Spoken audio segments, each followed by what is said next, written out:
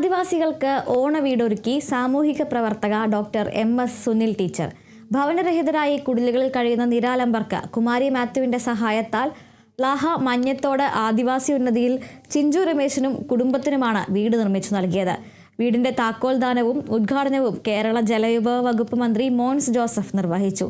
ആദിവാസികളുടെ ജീവിതത്തിന് അനുയോജ്യമായ പരിസ്ഥിതി സൗഹൃദമായി ടീച്ചർ നിർമ്മിച്ചു നൽകിയ വീടുകൾ മാതൃകാപരമാണെന്ന് ഉദ്ഘാടനം ചെയ്യവേ മന്ത്രി പറഞ്ഞു.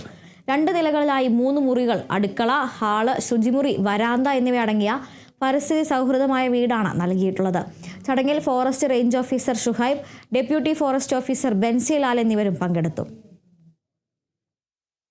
ട്രൈബൽ മേഖലയിൽ ചിഞ്ചുവിനും രമേശിനും അവരുടെ കുടുംബത്തിനുമായിട്ട് കുമാരി മാത്യുവിൻ്റെ സഹായത്താൽ നിർമ്മിച്ച് നൽകി.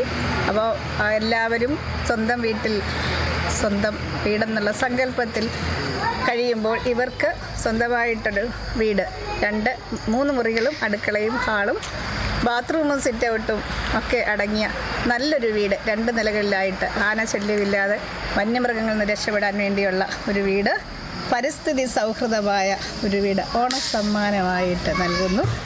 ഒരുപാട് സന്തോഷം.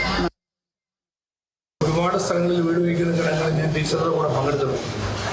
പക്ഷേ ഇവിടെ കണ്ട ഒരു പ്രത്യേകത, ആദിവാസി കുടുംബങ്ങൾക്ക് ഉപകരിക്കുന്ന വിധത്തിലും അവരുടെ താല്പര്യത്തിനനുസൃതമായ വിധത്തിലും അവർ ജീവിക്കാൻ തുടർന്ന് താല്പര്യപ്പെടുന്ന വിധത്തിലുള്ള വീട് പ്ലാൻ ചെയ്യുന്നതാണ്.